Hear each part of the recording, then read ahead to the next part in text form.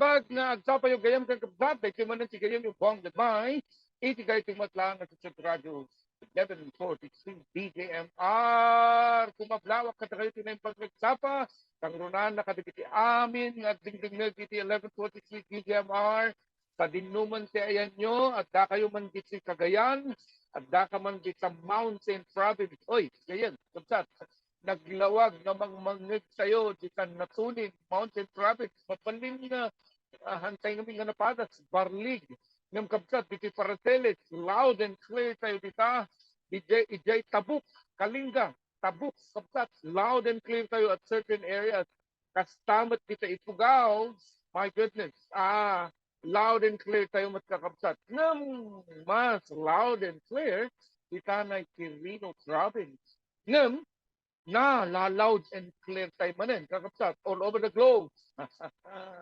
Via 1143 Facebook Live, Ken kasama ti Drake, 1143 DJMR, YouTube, hey, kat sa mangnigan tayo kakapsat, sa kayong agdingdingig, nga madaman, nga agbibiyahe, agannad kayo, tangamin, itangal daw, celebraran tayo, dahil 12-year anniversary, dito church nga yan po, Cornerstone Church, San Andres. At datayo dito ita, kat urayan da kayo, aging gat madamdama.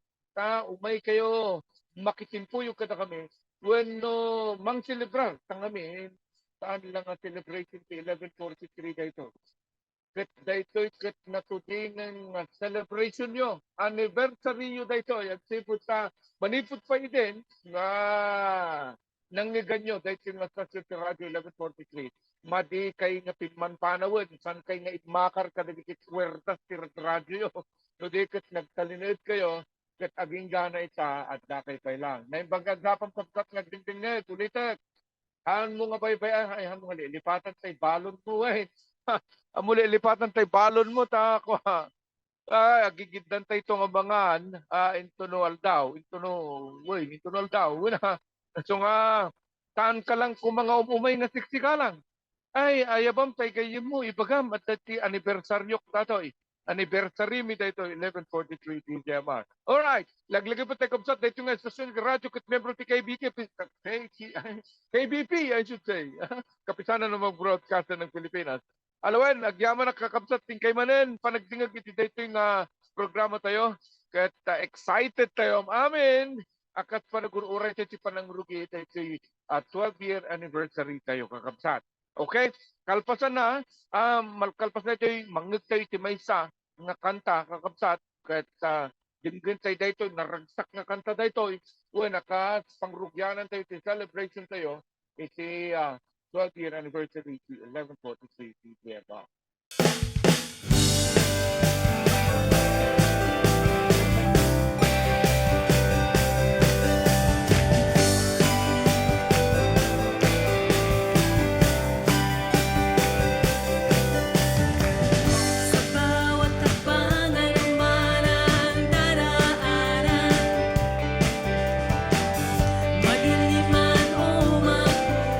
Pag-ibig mo pa rin sa akin ang nakaakbay sa bawat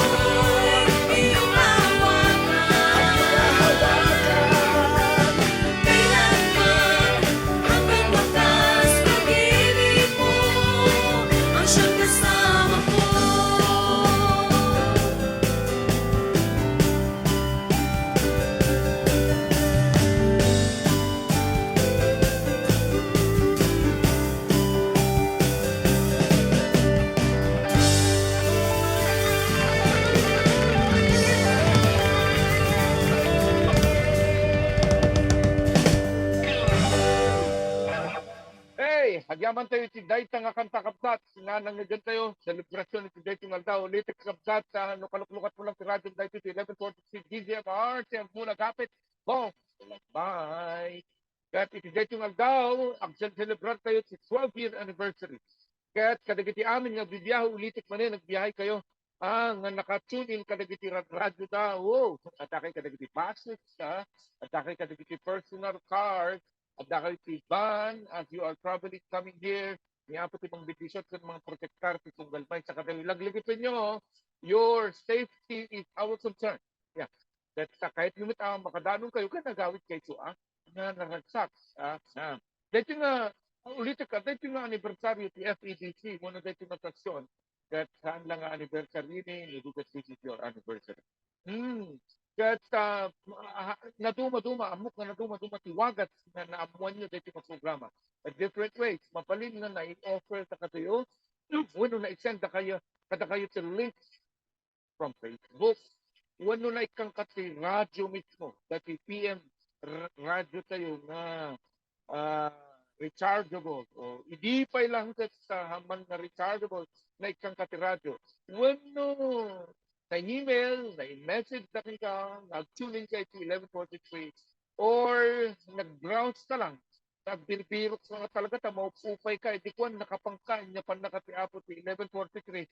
Then, ijayan, no, nakangig ka ti encouragement, kahit manipot din, tanmon nga inbati. Well, anyaman nga wagas nga pan nakadiscover mo kapsats, anyaman, anyaman nga wagas si pan naka-introduce ng kakapsats, this is your anniversary. Kat agyaman kami ti Apo, you've been, you are still there. And amuming agtultuloy kalatang agdang. Kapsats 1143 GZMR, that's non-commercial. Mabaling nga ko na, non-commercial, kasano na nagbibiyag na kita. Okay, ladies and gentlemen, to run a station is very costly. It's very costly. Yes, in America, to run a radio station, it costs you 7,000 to 8,000 US dollars. Kahit sa one, no dito yung Pilipinas, kagod 2 million kapsat panang to run a station. Kasla ko mati 1143 years pa. Nagmamayat, dagiti content, dagiti programa. Dagiti volunteer sa yung kayat na nga talaga makitinpuyog sa propika sa dagiti ko masasa o balakat, palagit. Ganda, naduma-duma pa yung content na masapol na maidanon ko na kayo. Maidanon, agsipot sa ada dagiti kapsat ng kayat na volunteers. Now, ibagamon ng ibang kagud 2 million in America, yung Pilipinas 50%, magaling na kasi tayo. Kaya, maditay mo't nga mo in details nga kinitak lang in the internet, sumagat with 7 to 8,000, 10,000 US dollars to run a station. Kaya nga, ano nga gapo nga ipagbagat kada kayo. Ni Apo Diyos sa kapsat, ni numan sa mga binaybayan dahil sinasasyan. Manipod pa hindi ng rugi. Ado, dagiti karit. Siyempre, dagiti sa kapsat sa iyo, staff sa iyo, ay ang sweldo ng yung kadwan katakwata, volunteer. At lakuman ni Sir DM. Manipod pa hindi ng rugi. Kapsat, adda ko madagiti ay opportunity na mabalin na nga mga anak kadagiti nangat nga tupay nga trabaho wano nangat nga to a higher paying job yung gapot sa adda ti puso na agserbi niya ako. Now, my purpose of telling you this is God is faithful. Ni Apo is faithful. Kangrunaan na. Dagiti programa amin dito, 1143 DZMR, nakumatyag mula gatos. Sabkat, awan si sentro na, hindi ni Apple Foods. Kan sikang agdindindit. Sikang nga talaga ti beneficio, agnumar, at sipot sa ayatan na kanya Apo. Kang runaan namot na it-provide yan, kaya po tiga sa pulang. Amo yun kasi ano nga, may provide kayo ito, kakapsat sa tiga sa pulang. Ado dagiti kakapsat ni adat sa palingki, adda ka dagiti agdindindit na piso-piso, ang naldaw-aldaw. Kastoy tiwagas nga makatanon dagiti nga suporta. Ket nagaduda ita kapsat nga wagas. Saan kami nga dawdawat? No di ket dahil nga nag-south iti puso ka dagiti nag-south. Ito nga iti nga daw no dingding ket 1143 DZMR ket kaya't mo ti masipartisipar. Dati yun, ti pagmayatan na. Mabalin ka nga makapartisipar, babaen ti piso-piso inaldaw, alangan mo nga piso inaldaw. Piso nga mabalin ka nga tumulong, mabalin ka nga mga partisipar. Now you become part of what we are doing. Nagsipot ka, dahil kung mapisom, 5 piso, sa gasot, sa ribo, makadanon kadagiti laplapayag, kadagiti mo upay, makakapulitik ni Kristo. Kat dito nga Kristo sa radyo, agsul-suloy.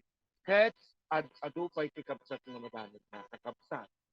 Isong iti dito nga daw, karitan ka man nga makipartisipar iti dito nga programa tayo. Wano iti dito nga istasyon iti radyo 1146 DGMR.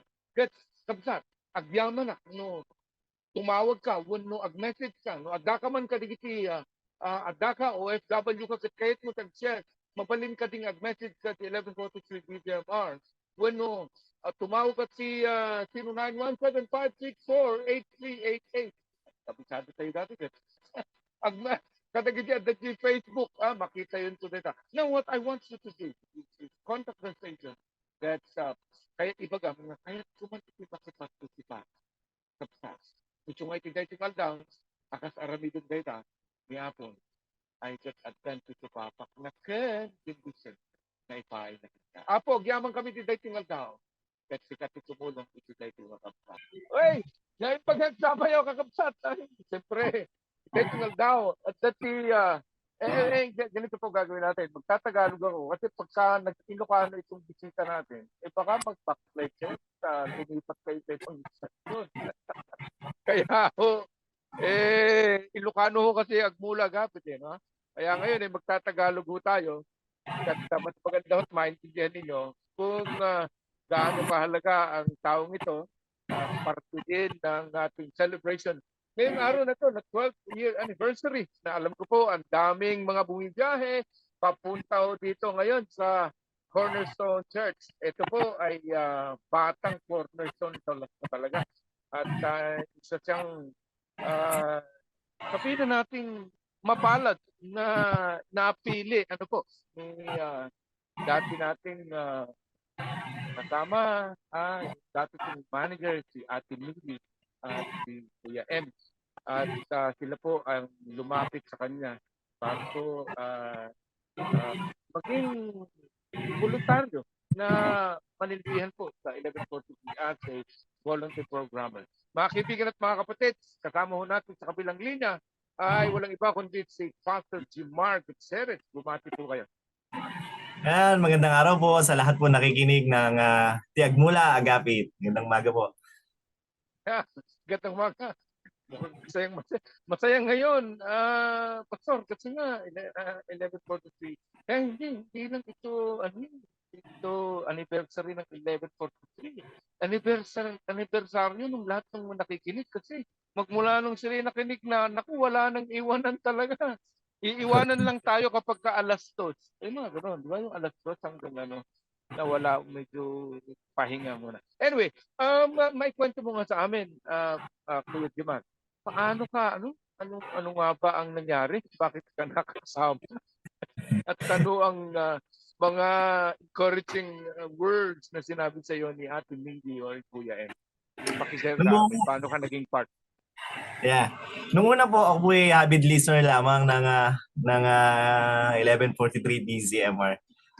Lalong-lalo na kasi tuwing umaga, ako yung nagluluto ng almusal. So, na one time na isip kong i-tune in yung radyo sa 1143 DZMR. So, pagbukas ko, ang naririnig ko yung pagbabasa ng Biblia. So pagkatapos noon ay susunod yung alala kong programa na susunod yung Ti Agsapanap ng Tinamnama. Nagkaroon ako ng idea. Si Pastor Lawrence. Nagkaroon ng idea na makinig nung programa ni Pastor Lawrence na parang araw-araw ka kasi nag-church doon eh. Araw-araw na may sermon na Ilocano. Ang witness po natin ay sa totoo po, matagal na rin po ako dito sa Isabela pero hirap po ako mag-Ilocano. So, sabi ko, double purpose to, matututo ako mag-Ilocano. Lalo na pag, medyo bagong mananampalataya din po ako noon. Pag ang service Ilocano, medyo nag-i-struggle ako. Kaya, inaraw-araw kong makinig, inaraw-araw kong makipagkwentuhan sa asawa ko tungkol sa naririnig ko kay Pastor Lawrence. So, yun, katulad ng sabi ni Pastor Bong, once na nakinig ka na ng DZMR, doon ka na palagi. So, araw-araw, pinakikinggan. And then, may isang taon na, may isang pagkakataon na nagyaya si Pastor Bong ng Agsapat, ti Agmulag Kapit, ng isang seminar ng radio workshop. So, sumama ako dahil nga sama-sama lang. I have no interest na maging programmer, but I have interest. Gusto lang makita kung paano ba proseso ng ginagawa. So, doon sa workshop, may part doon na talagang parang hands-on, parang exercise. So, pinagsalita kami sa radyo at pinagano. Doon na parang narinig ako ni Ate Miriam na, uy, parang may talent mayroong pwede. So, kinonvince sila ako. Pero nung hindi ako makonvince. So, duman si si Ate Miriam kay Pastor Bong. Dabagat ako po yung assistant ni Pastor Bong. Sabi niya, baka pwede si Pastor Jimar. So, sa totoo po ayoko. Kaso lang sabi ni Pastor Bong sa akin, encourage siya, uy, pagkakataong maglingkod. So, anyway, ano lang naman, 30 minutes lamang every once a day lang na magko-comment sa PKB. So, doon po ako nag-start. And then, the history, ayun, the rest is history nga. Hanggang ngayon po, kasama po. Siguro meron na po tayong mga 7 to 8 years na nakasama po sa DZMR. At yun, araw-araw na natin ginagawa. May time din po na nagpahinga, pero eventually, nagbalik din po sa radio programming at na fulfillment po na maging bahagi ng 1143 DCMR, lalo na pang 12 years na po natin. And marami pa pong taon na pagsasamahan natin sa ere. Sir Bong.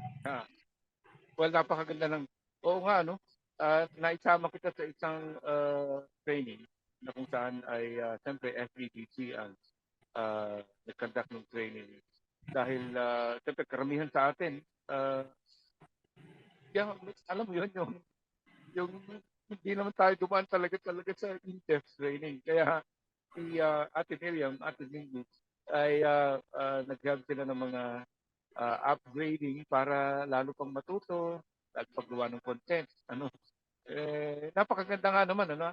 Pero ngayon, kasi siyempre sasabihin natin na alam ko, pag-prepare ng mga topics na pag-uusapan, ngayon yung PKB, hindi na siya 30 minutes, isang oras pa. Paano mo ito, alam ko merong mga suggestion ng ating station manager, si Seth. Alam ko yung mga practical ways, no? Siyempre, ikaw ay isa kang IT, no? At sa karamihan ng mga gusto mong pinag-uusapan ay tungkol dito. How are you doing the program sa araw na yung program particular? Opo, ang aming programa po yung PKB Pulso Kuro-Kuro at Balita. Usually po 30 minutes lamang yan ng pagbabalita at pagkomento sa mga current events. But lately po, I think more than 2 years na yata kami o mag-isang taon na kami definitely na isang oras na po sa ere. So, ang pagpe-prepare po ng ganun pa rin po, ang pinag-uusapan po ay mga current events, mga issues, mga ano. So, ang isa po talagang mahalagang paghahanda ay lagi po tayong nagbabasa, nakikinig ng mga balita, kung ano mga nangyayari sa paligid. At eventually po naging practice na rin po namin na tuwing bago kunyari, tomorrow ang aking assignment. So, like today, Wednesday, magpe-prepare po ako mamaya ng topic, mga pag-uusapan, lalo na meron naman po kaming series of topics, and kung may current events naman, magre-research po kami ng mga bagay, mga information, at pwede rin pag-usapan patungkol po sa Pero hindi rin po nawawala dito, syempre tayo po ay pag nagbibigay po tayong opinion, nagbibigay tayo ng mga ideas, we don't forget to inject yung mensahe ng Biblia, mensahe ng mabuting balita. Ano ba ang sinasabi ng mabuting balita patungkol sa kasalukuyan nangyayari, sa pinag-uusapan, at yun po pinakamahalaga ang nasaan ang Panginoon habang ginagawa natin yung mga bagay-bagay, lalong-lalo na po sa pagbo-broadcast, at maabot din po natin yung mga nakikinig. Maraming salamat. Ang bilis ng oras. mga kaibigan at mga kapatid, ito po si Pastor Jumar Gutierrez, ang ating pong PKP every Thursday po. Thursday. So, abangan niyo po siya next week ulit sa kanyang program. Huling pananalita, Pastor Jumar. Ay, ayun po, ay encourage ko po. Kagaya ko po, ay dating nakikinig lamang po ng 1143 DZMR. Patuloy po tayong makinig. At yung nyo pong pakikinig at pagbibigay ng feedback po ay malaking encouragement po sa mga programmer. At kung kayo naman po ay may talento, may bahagi po ito at sapagkat ang radyo po napakalawak ng naaabot. At kayo po ay magiging kagamit-gamit sa pagmimisyon sa pamamagitan ng radyo. Again, magandang araw po. Ayan, agyaman tayo kakapsat, dayta, iti gayam tayo, Pastor Jumar Gutierrez, kita Kawayan, Cornerstone Kawayan. Okay, balik tayo. Maraming salamat. Okay, thank you. Alawan kakapsat, agyaman natin kayo panagdingit, kahit sa topic ko makadanon kayo amin nga kakapsat na agbibiyahe. Kaya nung hangkaman na makaumay, saan mo mayak akarbet ang nakwerdas si radyo, dito 1143 DZMR, kahit mo kayat mo ito makaplawan at kakat sa Facebook, then comment or tumawag ka, wano ag-text ka lang. Kapag tumawag ka, iti dito yung numero, 0917564888. No kayat mo tumulong ken makipartisipar iti trabaho ti Apo. Okay, but anyway, kat ni Apo iti mang bindisyon ka na kayo, iti dito yung aldaw, tempo na, nga bindisyon na kani Apo, akas makatitulog ka iti trabaho ti Apo. Okay? Agyaman nagsikay panagbilag, dito sige yun yung pong lagmay, iti dito mo lang sa Santirado. 11 photos, at mula gapit, agyaman na, God bless you. Bye!